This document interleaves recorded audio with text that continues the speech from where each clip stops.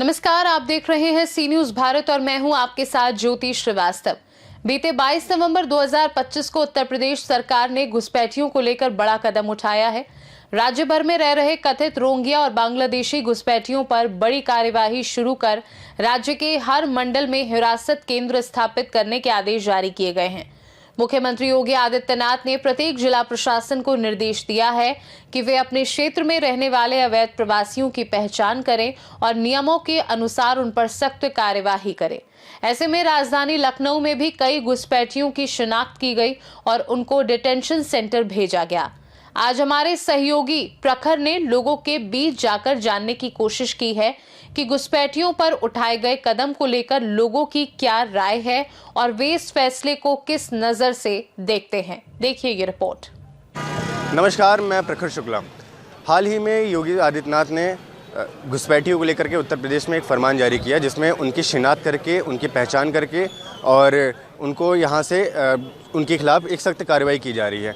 ऐसे में इस समय हम मौजूद हैं लखनऊ के हज़रतगंज में और यहाँ पे हमारे साथ कुछ भाई साहब मौजूद हैं। हम इनसे जानेंगे कि इस फरमान को लेकर के योगी आदित्यनाथ का क्या उनके मन में क्या चल रहा है, उनके प्लान क्या हैं और इत्यादि बातों पे हम आज विस्तार से चर्चा करेंगे। और हमारे साथ हैं इस समय भाई साहब, आपका शुभ नाम?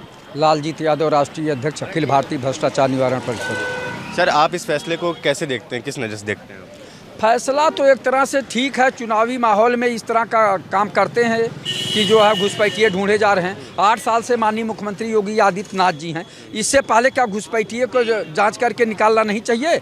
हम लोग नहीं चाहते कि घुसपैठिए रहें, किसी भी दल का नेता नहीं चाहता कि घुसपैठिए रहें। जब आप उत्तर प्रदेश के बच्चों को रोज़गार नहीं दे पा रहे हैं, MSc PhD डीलिट करके, IIT करके, BTech करके, MTech करके, D pharma, B pharma, M pharma करके, ITI पॉलीटेक्निक करके बच्चे बेरोजगारी का दंश झेल रहे हैं। उन लोगों को रोजगार दे ही नहीं पा रहे हैं और घुसपैठिए ऊपर से आके काम। यहाँ तक कि नगर निगम में सुनते हैं कि गुजरात की कंपनी ठेका लिया है और जो है बांग्लादेशियों को जो है झाड़ू वाले काम में लगाई हुई है। तो आप सोच लीजिए कि यहाँ भी तो गरीबी, बेबसी, लाचारी में लोग जी रहे हैं, तो उनको भी रोजगार मिलना चाहिए। तो भारत को लोग चारागाह बनवा दिए हैं। आप बताइए, 11 साल से देश के प्रधानमंत्री आदरणीय मोदी जी हैं। पहले कहा करते थे ना, बॉर्डर किसका है, सैनिक किसके हैं, आतंकवादी और डायनामाइट और घुसपैठिए कैसे चले आते हैं। आज 11 साल से देश के प्रधानमंत्री जी प्रधानमंत्री हैं, रक्षा मंत्री हैं, गृह मंत्री उनके हैं। तो आप बताइए, क्यों नहीं बताते हैं कि कैसे घुसपैठिए आ गए, कैसे आतंकवादी आ रहे हैं। आप बताइए, पहलगाम घटना हो गई, दिल्ली में इतना बड़ा बम ब्लास्ट हो गया। तो इस तरह की घटनाएं हो रही हैं आपके सरकार में, भारतीय जनता पार्टी की सरकार में। अब प्रधानमंत्री इसका जवाब नहीं देते कि हमारे रहते हुए भी आतंकवादी आ गए, हम जनता से क्षमा मांगते हैं। भारत में बाहर से आने वाले लोग 1951 से आ रहे हैं। तो ऐसे में सर, भाजपा की सरकार तो उत्तर प्रदेश में या फिर भारत में उत्तर प्रदेश में 2017 में आई और भारत में 2014 में आई सर। लेकिन शरणार्थी और जो उन्हें घुसपैठी तो नहीं बोलेंगे, उन्हें शरारती बोलेंगे, वो बाद में घुसपैठी। लेकिन सर, वो तो 1951 से चले आ रहे हैं। तो आप के हिसाब से क्या ये किसी एक के ऊपर ये प्रश्न पूछना ये उचित है, या फिर जैसा आप? सभी पे है, लेकिन सबसे ज़्यादा तो माननीय अटल बिहारी वाजपेयी जी भी 6 साल राज के, उसको आप भूल रहे हैं बीच में। और जनता पार्टी की सरकार बनी थी, उसमें अटल बिहारी वाजपेयी, आडवाणी जी भी थे। मालूम है, आप केवल एक व्यक्ति को मान रहे हैं। मानता हूं कांग्रेस ने शासन किया, लेकिन आपने भी शासन किया बीच बीच में, जो है ऐसा नहीं है। आप दूसरे के साथ रह के कैबिनेट मंत्री रहे हैं आप लोग, भारतीय जनता पार्टी के लोग। तो उनकी भी नहीं उतने नैतिक जिम्मेदारी बनती है जितना कांग्रेस से। प्रतिपक्ष में रहते हुए भी आवाज़ उठाना चाहिए था दमदारी से। आज प्रतिपक्ष की आवाज़ दबाई जा रही है। क्यों दबाई जा रही? यानी लोकतंत्र की हत्या हो रही, संविधान की हत्या हो रही। अरे भाई, प्रतिपक्ष इसीलिए होता है कि वो जनता की आवाज़, गरीबों की आवाज़, किसानों की आवाज़, नौजवानों की आवाज़, बेरोजगारों की आवाज़ सदन में सत्ता पक्ष के सामने उठावे। और आप सवाल नहीं उठाने देते। भाई, सवाल तो पूछना प्रतिपक्ष का काम है और उसकी जिम्मेदारी है। सत्ता पक्ष का काम है उसका जो जवाब देना। सार्थक जवाब दीजिए, जनता सुनेगी, फैसला करेगी कहाँ कौन नेता सही आवाज़ उठा रहा। लेकिन वो तो बोलने भी नहीं दे रहे हैं। अभिव्यक्ति की आज़ादी पे भी पाबंदी लगा रहे हैं, ये गलत है ना। जैसे प्रधानमंत्री जी तानाशाह बन गए हैं। तानाशाही से देश नहीं चलेगा, देश लोकतंत्र से चलेगा, संविधान से चलेगा। तो ये चीज़ें हैं, हम लोग तो मांग करते हैं, हम लोग साथ में हैं योगी जी के कि जितने घुसपैठिए हैं या रोहिंग्या हैं उनको आप निकालिए, लेकिन उत्तर प्रदेश के लोगों को जो एमएससी, एमकॉम, एमए किए हुए हैं, पीएचडी डीलिट किए हुए हैं, आईआईटी किए हैं, बीटेक किए हैं, एमटेक किए हैं और आईटीआई पॉलिटेक्निक किए हैं, बीएड बीटीसी किए हैं, उनको रोजगार कब देंगे? इस पे सवाल करिए, उनको निकाल दीजिए, कब रोजगार देंगे? आदरणीय प्रधानमंत्री जी कहे थे ना 2 करोड़ लोगों को प्रतिवर्ष रोजगार देंगे, देश से भ्रष्टाचार समाप्त करेंगे, देश से महंगाई समाप्त करेंगे, विदेशों में जमा काला धन ला के देश में खुशहाली लाएंगे। क्या हुआ? अब तक रोजगार दिए होते तो 20-22 करोड़ लोगों को रोजगार मिल गया होता, भ्रष्टाचार समाप्त किए होते तो करोड़ों करोड़ों लोगों का जीवन स्तर गरीबी रेखा से ऊपर उठ गया होता। जितने भ्रष्टाचारी हैं वो भारतीय जनता पार्टी में इस समय है, जिनके ऊपर 58 मुकदमे, जिनके ऊपर 68 मुकदमे, जिनके ऊपर 78 मुकदमे, जिसके ऊपर 98 मुकदमे। माननीय मुख्यमंत्री योगी आदित्यनाथ जी, संत महंत मुख्यमंत्री, इनके अगल बैठ रहे हैं, एमएलए और एमएलसी बने हुए हैं, और यहाँ तक कि गलत कामों में लिप्त भी लोग हैं। कोई कोडीन युक्त सिरप का जो है कारोबार कर रहा है, तो कोई जमीन हड़पने का काम कर रहा है, तो कोई और व्यापार कर रहा, कोई खनन का काम कर रहा, अवैध खनन करा रहे हैं लोग, और उनके ऊपर इतने मुकदमे हैं, भ्रष्टाचार के भी हैं, अपराध के भी हैं। लेकिन माननीय योगी आदित्यनाथ जी संत महंत मुख्यमंत्री का गल बैठते हैं, तो उनके ऊपर कब बुलडोजर चलेगा? उनकी संपत्ति कब जब्त होगी? माननीय मुख्यमंत्री जी, जनता तो आपसे ज़्यादा अपेक्षा की थी, आपको पूर्ण बहुमत नहीं प्रचंड बहुमत की सरकार जनता ने बनवाई, उसके बाद भी इन अपराधियों को क्यों आप अपने अगल बगल बैठाए हुए पाले हैं, पाल पोस रहे हैं? तो जनता समझ गई कि भारतीय जनता पार्टी राम का नाम लेकर जनता को गुमराह करके छलने का काम कर रही है। जैसे रावण आया और साधु के वेश में सीता जी का हरण किया, उसी तरह भारतीय जनता पार्टी के नेतागण आके रावण के रूप में भेष बदल कर जो है जनता के अधिकारों का हनन कर रहे हैं, लूट रहे हैं, उनके हक हकूक को लूटने का काम कर रहे हैं। ये मर्यादा पुरुषोत्तम राम का राज्य नहीं है, ये भ्रष्टाचारियों अपराधियों का राज्य चल रहा है। अब जनता जान गई है, जनता इसे उखाड़ फेंकेगी। जी भाई साहब बताइए क्या कहना है? किस पे क्या कहना है? जी आप ये बताइए, जो अभी इनका जो प्रश्न है वर्तमान सरकार से, वो आपके हिसाब से उचित है? देखिए, इन्होंने कहा कि योगी जी संत है, अपने बगल में माफियाओं को बैठाते हैं, तो जो गंगा का कॉपीराइट है उसमें योगी जी का है, गंगा जल उनके पास है, छिड़क देते हैं, सारे पाप धुल जाते हैं। योगी जी जब चाहें जिसका चाहें पाप खत्म कर दें, जब चाहें जिसका पाप बढ़ा दें, क्योंकि उनके पास कॉपीराइट है गंगा जल का, छिड़क देते हैं, क्योंकि वो संत हैं, महंत हैं। तो ऐसे ही लोगों को अगर सुधार गिरा योगी जी के पास है, उनके बगल में बैठने से आदमी सुधर जाता है, तो क्या दिक्कत है? अगर धनंजय सिंह उनके बगल में बैठ जाए, विजय सिंह उनके बगल में बैठ जाए, अगर अतीक अहमद जिंदा होता उनके बगल में बैठ जाता, अगर छिड़क देते वो भी सुधार गिरा में पहुंच जाते। फिलहाल आप ये बताइए, क्या घुसपैठियों जो हमारे देश में है समय, क्या घुसपैठी के आने से हमारे देश के युवाओं को रोजगार छिन रहा है? अभी तक कई साल हुआ सरकार के? 9-10 साल हो गया, केंद्र सरकार के 12 साल हो गया।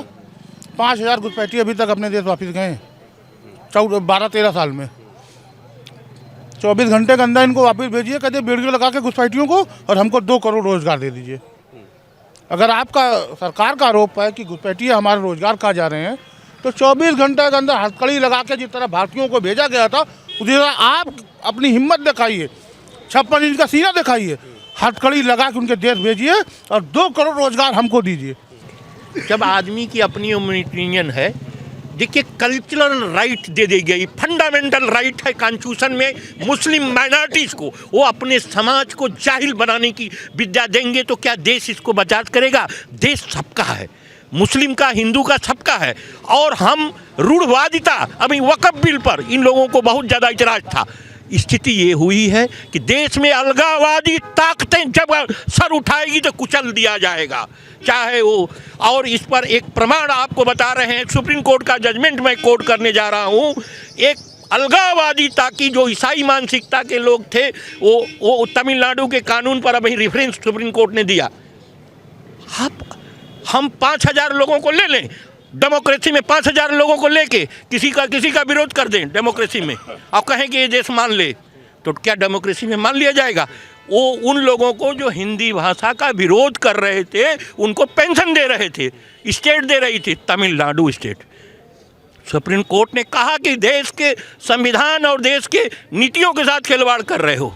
देश की नीतियाँ, अलगाववादी ताकतें जब भी सर उठाएंगी अपने समाज को या देश में कल्चरल राइट का दुरुपयोग करके तुम जाहिल पैदा करोगे, तो देश खड़ा होकर उसके साथ बचाएगा, देश बचाएगा। देश का वो सिटीजन भी है।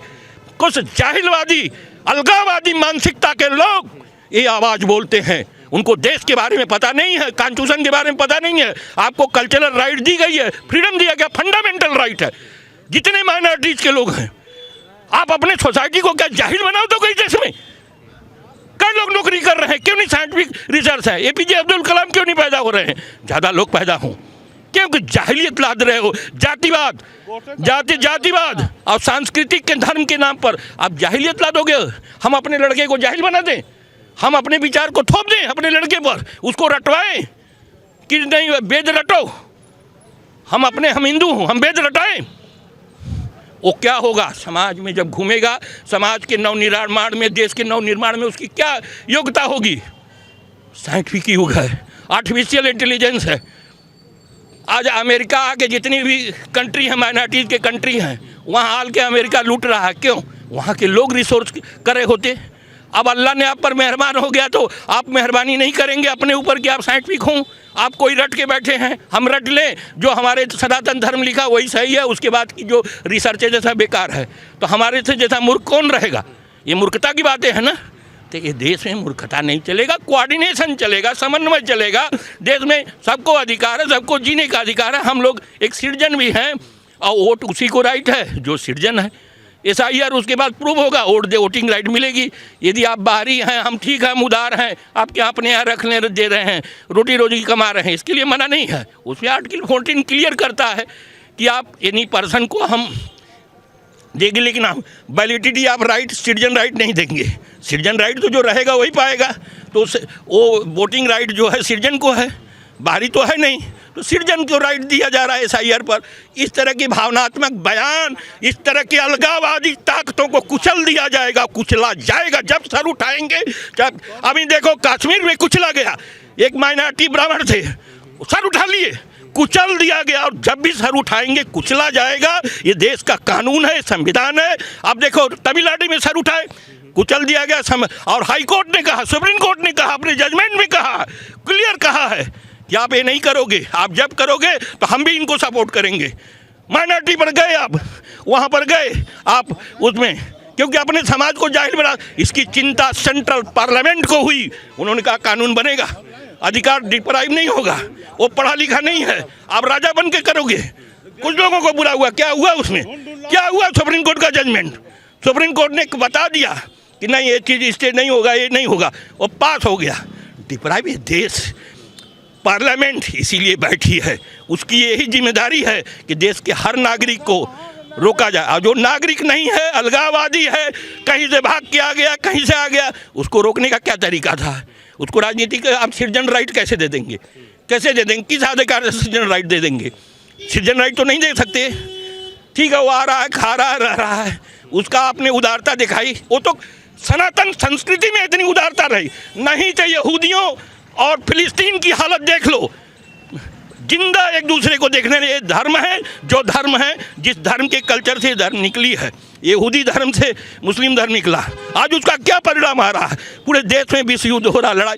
आज हम तमाम सनातन कल्चर सबको समेट के चल रहा है, अब सबको बचा रहा है। मेजॉरिटी के लोग ऐसा नहीं है कि बहुत दुर्भावना रखते हैं, बहुत सब लोग कारोबार कर रहे हैं, बिजनेस कर रहे हैं, सब है। लेकिन आप अलगाववादी ताकत जब भी देश में उठेगी, सुप्रीम कोर्ट का रिपोर्टेड जजमेंट है, उनका सर कुचल दो, हम नहीं बोलेंगे। सर अभी जैसा सर ने कहा, अलगाववादी ताकत जब भी उठेगी उनका सर कुचल दो, आप क्या कहना चाहेंगे? नहीं, सही है जो उन्होंने जो कहा, सही कहा। देखिए SIR से डर किसको है? जो हमारे देश का नहीं है। हमारे नहीं, मुसलमानों को क्यों डर है? अब ये बता रहे हैं मुसलमानों को डर है। हमारे देश में ईसाई भी रह रहे हैं, वो नहीं उठा रहे हैं, क्रिश्चियन भी रह रहे हैं, वो नहीं उठा रहे हैं अपनी बात, वो नहीं कह रहे हैं। तुम ही क्यों कह रहे हो इसका मतलब है कि तुम्हारे अंदर खोट है और तुम लोगों ने पाल रखा है ऐसे लोगों को। जैसे कि हमारे देश में अभी तक ये चलता आ रहा था कि नेता तो आ जाते थे वहाँ से, समझ गो दूसरे देश से, बांग्लादेश के लोग वोट देते थे और पाकिस्तान के लोग जिंदाबाद करते थे। 10 बच्चों वाले सब्सिडी लेते थे, 2 बच्चे वाले टैक्स देते थे। ये अभी तक कल्चर चल रहा था। अब वो कल्चर नहीं चलने वाला। तुम देश के हो। SIR इसीलिए हो रहा है। SIR कोई पहली बार इस देश में नहीं हो रहा, कहीं ऊपर से नहीं टपक गया आकर के, ये नवई बार हो रहा है। तुमको परेशानी क्या? अब आप ही के चैनल, हम तो वहाँ बंगाल नहीं गए, वहाँ देखते हैं भगदड़ काहे मची हुई है। भगदड़ इसीलिए मची हुई है कि जब तुम हमारे देश के, तुम्हारे पास कोई वो नहीं। और सरकार ने ये कहाँ के हम भगा देंगे।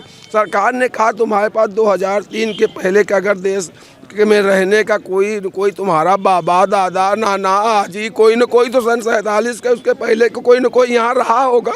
आप किसी का आप दे दीजिएगा, आप शहर से रहिए यहाँ, आपका तो वोट नहीं काटा जा रहा और लोगों को तो नहीं काटा जा रहा, वो उन्हीं लोगों को काटा जा रहा जो यहाँ घुसपैठिए थे। आप चले जाइए किसी भी रेलवे लाइन किनारे, देखिए एक तरफ से जो वटपट्टी, अभी अकबरपुर में क्या ये यहाँ क्या हुआ। तो इस तरह के लोगों को डर ये सिर्फ, और इनको कौन, इनको जो वही जो ताकतें हैं जो उकसार हैं, उनको उकसार हैं कि उकसा करके, जैसे कि वो अभी NRC जब हुआ था तो दिल्ली में कह रहे थे प्रदर्शन करेंगे, वही स्थिति लाना चाहते हैं। लेकिन वो अब स्थिति इस देश में नहीं आएगी। अब अगर वो स्थिति आए, आपके हिसाब से उन घुसपैठियों को देश में घुसने की इजाज़त मिल कहाँ से रही? वो घुस कैसे रहे हैं? हम उसको मोदी जी दे रहे हैं। उसको कांग्रेस ने और सपा ने ला करके यहाँ पे, कांग्रेस सरकार, सपा का तो खैर उत्तर प्रदेश में इसका कोई वजूद ही नहीं था। उत्तर प्रदेश का आगे इसकी बातें नहीं करना, लेकिन शरणार्थी बना करके भाई साहब ने अभी कुछ बोला उस पर? भाजपा तो उनको निकालने का काम कर रही है। वो 14 साल, हाँ किसी समय में 14 साल, अच्छा 5000 14 साल में अब जाएंगे 5 करोड़, अब जाएंगे 5 करोड़ निकाले जाएंगे। NRC होने तो दीजिए, किस लिए NRC हो रहा? या अभी अगर 5 साल पहले होने लगता तब ये चिल्लाते, ये कि चिल्लाएंगे कब नहीं। भाई साहब ने अभी कहा कि हमें 2 करोड़ रोजगार चाहिए। आप 5000 भले निकाले, 50,000 निकले, हमें 2 करोड़ रोजगार चाहिए। ये बेवकूफ़ियत भरी बात है। इस देश में जो पढ़ा लिखा जो व्यक्ति है, रोजगार मिल सकता है लेकिन नौकरी नहीं मिल सकती। नौकरी इतनी है ही नहीं, कैसे मिल जाएंगी? सभी विभाग खाली है, नौकरी कहाँ विभाग बना दोगे तुम? विभाग अपने घर में बना दोगे क्या? अयोध्या पूरा बना दोगे विभाग?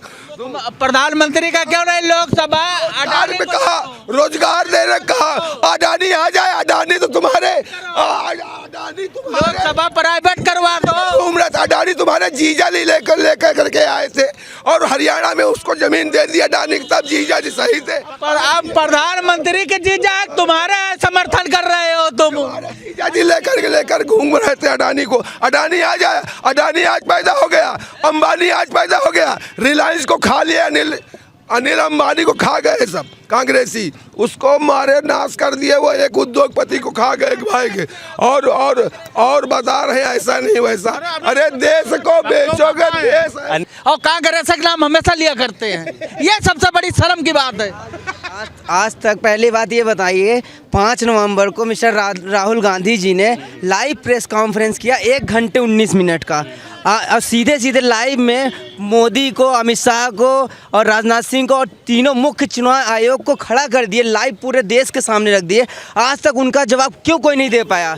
क्यों सारी चीज़ें सामने दिखा दी? अगर हम कहते हैं इतना बड़ा मुख्य चुनाव आयोग के कोई ऊपर एलिगेशन लगाता है, या तो राहुल गांधी जेल जाएंगे तो वो चुनाव आयोग जेल जाएगा। लेकिन आज तक हम कहते हैं मोदी सरकार के सारे कैबिनेट से या चुनाव आयोग से आज तक क्यों प्रेस कॉन्फ्रेंस करके उनका जवाब नहीं दिया कि हाँ ये ब्राज़ील की लड़की आके यहाँ 22 जगह वोट कर रही है। एक घर में आप एक वो देखिए लाइव का यहाँ। अरे तुम्हारे कार्यकर्ता क्या आलू छोड़ रहे थे? तुम्हारे कार्यकर्ता नहीं है, तुम्हारे बूथ एजेंट नहीं। मैं इनका जवाब देता हूँ। हाउस नंबर 0 मुख्य चुनाव आयोग ने चुनाव आयोग ने ये जवाब दिया। जब पिछली बार अगस्त में राहुल गांधी जी ने पूछा था कि हाउस नंबर 0 क्या है, तो उन्होंने डेफिनेशन किया कि हाउस नंबर 0 वो होता है जो जिसके पास मकान नहीं होता है, जो पुल के नीचे सोता है, जो जिसका कोई घर नहीं, जो सड़कों पे सोता है, वो हाउस नंबर 0 है। और इस वाले में जब 5 नवंबर को उन्होंने लाइव दिखाया बड़ी बड़ी बिल्डिंगें हैं, और उसका वोटर लिस्ट में आ रहा है हाउस नंबर 0। ऐसी जो है एलिगेशंस लगे हैं चुनाव आयोग के ऊपर, मोदी सरकार के ऊपर।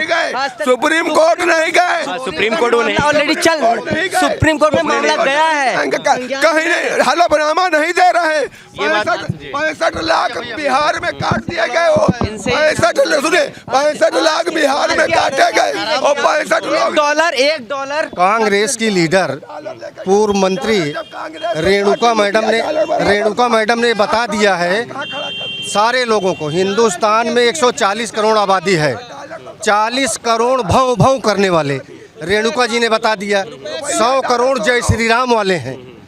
अब यहाँ की जनता सब जान चुकी है, भारतीय जनता पार्टी की जय जयकार है, रामचंद्र जी की जय जयकार है, भगवान विश्वकर्मा की जय जयकार है, सब माला माल है। ये जो अभी घुसपैठियों को लेकर के जो सरकार ने फरमान जारी किया, इससे सबसे ज़्यादा खतरा आपको किसको, आपके हिसाब से किसे लग रहा है कि किससे सबसे ज़्यादा खतरा है? देखिए खतरा उनको है, कौन से तबका निवासी नहीं। देखिए एक्चुअल में क्या है, भारत देश हमारा एक ऐसा देश है जो धर्म के नाम भावुकता है, और जब तक धर्म के नाम पे राजनीतिक वाले करते रहेंगे तब तक भारत का विकास नहीं हो पाएगा। और सबसे बड़ी बात ये है, जैसे भाजपा का अभी आपने सुना होगा चंडीगढ़ मेयर चुनाव में कैसे अनिल मसीह ने धांधली की थी, पकड़ा गया ना वो, तो उसको क्या हुआ, उसका परिणाम जेल जाना पड़ा। तो भाजपा इसी तरह की धांधली करती है, इनके पास कोई मुद्दा नहीं है, इनको सिर्फ मतलब है राम से, गौमूत्र से, और एजुकेशन से मतलब नहीं, स्वास्थ्य से मतलब नहीं, डेवलपमेंट में मतलब नहीं, जो वास्तविक ये सिर्फ धर्म की आड़ में। जैसे मान लीजिए अभी दिल्ली में जो बम ब्लास्ट हुआ, उसमें आपने देखा तो वो क्या कब हुआ, बिहार चुनाव नज़दीक था, है ना, ध्यान मुद्दा भटकाने के लिए ऐसा किया गया। अब अभी जो कश्मीर में हुआ, कितने लोग मारे गए, उसमें मुसलमान भी था, हिंदू भी था, सभी धर्म के थे ना। तो भाई वो लोग कैसे आ गए? गृह मंत्रालय किसके उसमें है? अमित शाह जी के हस में है ना, तो कैसे आ गए? आप किसानों को रोक लेते हो, दिल्ली आंदोलन के लिए नहीं पहुंचने देते हो, उनके आगे बैरिकेडिंग लगा देते हो, बुलडोजर लगा देते हो, उनको नहीं घुसने देते हो, मगर कोई बाहर से आके हमारे भाइयों को मार जाता है, उसमें हिंदू भी है, मुस्लिम भी है, तो ऐसा किसके हो रहा है, किसके आदेश पे हो रहा है?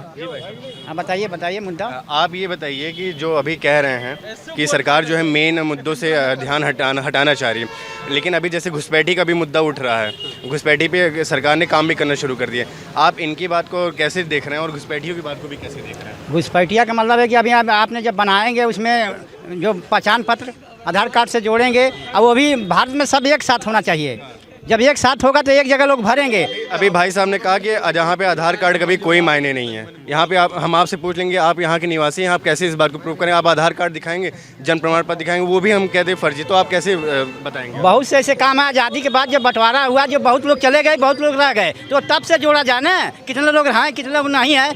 अरे अभी आपका ज़मीन का है कागज़, तमाम लोगों का रिश्तेदारी है, वो रिश्तेदारी से भी गवाह लिया हुआ 10-20 ठो, तब न होगा। बहुत ऐसे लोग भी हैं कि यहाँ से वहाँ चले गए हैं, उनका कोई कागज़ पत्र है ही नहीं है, तो वो कहाँ से देंगे? तो इसलिए एक साथ होकर भारत में तब तो होगा। घुसपैठिया जो जा रहे हैं उनको काहे के रोक रहे हैं आप? उनको जा रहे हैं तो जाने दीजिए, जो लोग हैं उनको छानबीन किया जाए।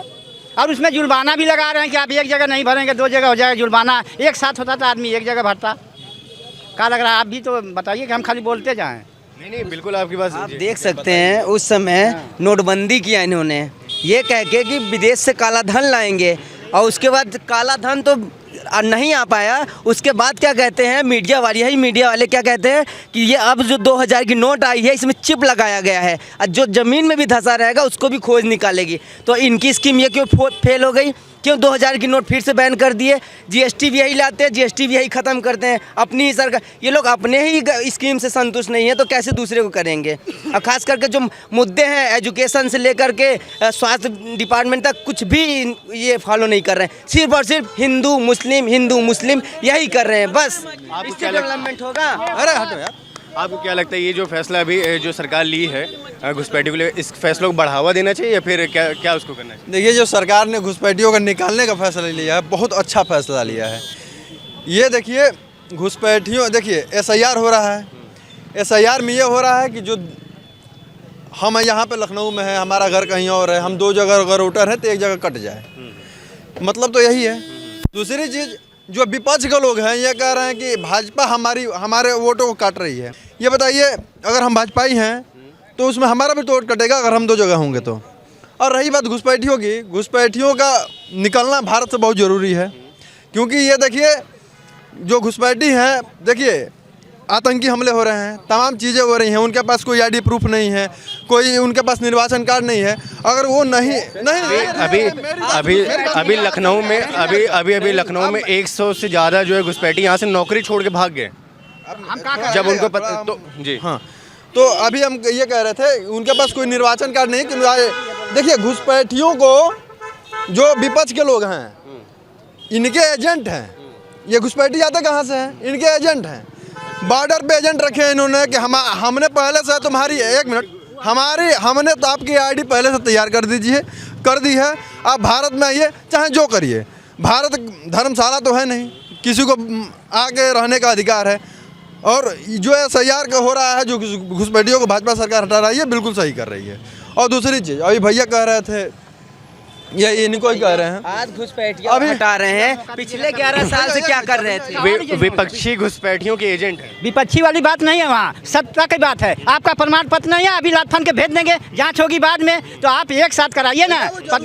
वो जरूरी है, लात फात के भेजना जरूरी है। जो यहाँ का रहने वाला इस समय कराने का क्या उद्देश्य है सरकार का, क्योंकि साल 2027 में चुनाव भी होना है। देखिए एक साथ करावें, चाहे जब भी करावें एक साथ करावें, और ये आज़ादी के बाद से पूरी तरह से करावें। ये नहीं कि आप बीच में करा दें। क्यों रह गए, बॉर्डर कैसे था, सरकार कैसी थी, क्यों रखा गया, क्यों नहीं कानून में रोका गया। आपसे आप कर रहे हैं, बहुत लोग हैं, बहुत लोग, हमारे देश में एक पत्ते का पूजा होती है, वो एक इंसान है, तो बहुत कठिन भी है, क्योंकि आपने उनको नहीं बताया। घुसपैठी इसी सरकार में आ रहे हैं, ये कह रहे हैं, इससे पहले आतंकी हमले नहीं होते थे। लोग बीजेपी सरकार वाले स्वास्थ्य उन्हें शरणार्थी और जो है एजुकेशन पे बात क्यों नहीं करते हैं? क्यों आप मेन रोजगार? देखिए रोहिंग्या म्यांमार से आते थे भारत में शरण लेने, वहाँ से सताए जाते। आप भी पत्रकार हैं, आपको भी ये सवाल पूछना चाहिए।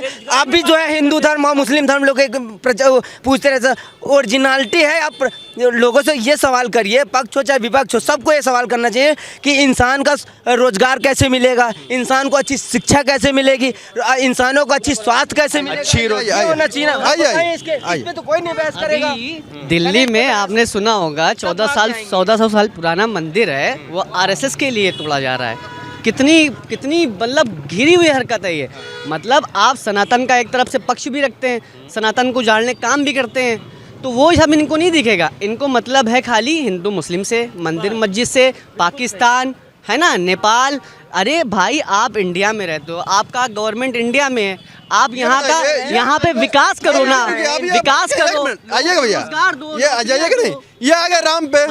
नहीं रुकिए, जो आपने सवाल किया है, अयोध्या हुआ, सबसे बढ़िया अयोध्या हुआ। अयोध्या में जो राम को लाए थे ना, राम ने उन्हीं को लात मार के भगा दिया। भाजपा की सरकार कब से आई है, जब से आई हो, 14 से आई है, ठीक। ये कह रहे हैं रोजगार नहीं मिल रहा है, स्वास्थ्य कहाँ से खराब है, ये बताइए किसको रोजगार नहीं मिल रहा है? रोजगार कहाँ नहीं मिल रहा है? लड़कों को नौकरी नहीं मिली है। अपने मैं कह रहा हूँ, जिस सालों में कितनी नौकरियां दी, जरा गिना दीजिए। 8 लाख, 8.5 लाख, 10 साल में कितना? 8.5 लाख उत्तर प्रदेश में। मैं सरकारी नौकरी, अभी सरकारी नौकरी आई थी, दरोगा की वैकेंसी आई, पुलिस की वैकेंसी हुई, हो गई सारा स्कैम हो गया, सारी ये कुछ नहीं हुआ, ये गलत चीज है, ये गलत चीज है। अब पहली बात मेरी बात सुनिए, एक बात कहूँ, रुपया चाहे जितना गिर जाए पर अनभक्तों से नीचे नहीं। मेरी बात सुनिए, एक मिनट। तो वो 2014 में कितना, 2014 में कितना था, $1 को कितना रुपए था? आप बताइए, ₹1 कितना रुपए था? $64 था। कुछ पैसे था। घुसपैठी भारतीयों की नौकरी भी खा रहे हैं, आपको पता है। और दूसरी चीज भैया कह रहे हैं कि रोजगार, ये बताइए सरकार विभाग जितना रहेगा उतना रोजगार देगी। और दूसरी चीज ये, युवाओं से मैं भी युवा हूँ, अभी मैं कह रहा हूँ कि आप लोग रोड पे घूम रहे हैं, एक मिनट आइएगा, थोड़ा रोड पे घूम रहे हो, कह रहे हो कि सरकारी नौकरी चाहिए। तुमको खुद पे भरोसा आना चाहिए कि हम किस काबिल हैं। अगर काबिलियत है तो जाओ, प्राइवेट सेक्टर में नौकरियां हैं, अच्छी सैलरियां भी हैं। अगर काबिलियत है तो, अगर रोड पे खड़े होकर नेतागिरी करना है तो तुम्हारे लिए कहीं जगह नहीं है। देखिए, मुद्दा काफ़ी गर्मा चुका है। हम रोहिंग्या पे बात करने आए थे, रोहिंग्या पे भी बात की और आप देख रहे होंगे कि कई मुद्दों पे और बातचीत हो गई। लोगों के मन में यहाँ पे बहुत सारे भावनाएं हैं जो सामने रखना चाह रहे हैं और हम अपने आप को अभी दिखाया कि किस हिसाब से जो है बातचीत हो रही है घुसपैठी को लेकर के, और इसके बाद हम आगे भी आपको आगे बातचीत करेंगे। तब तक के लिए आप सी न्यूज़ भारत पे बने रहिएगा। कैमरामैन दीपक के साथ मैं प्रखर शुक्ला। खास रिपोर्ट में फिलहाल के लिए इतना ही। देश दुनिया की बाकी खबरों को जानने के लिए आप देखते रहिए सी न्यूज़ भारत।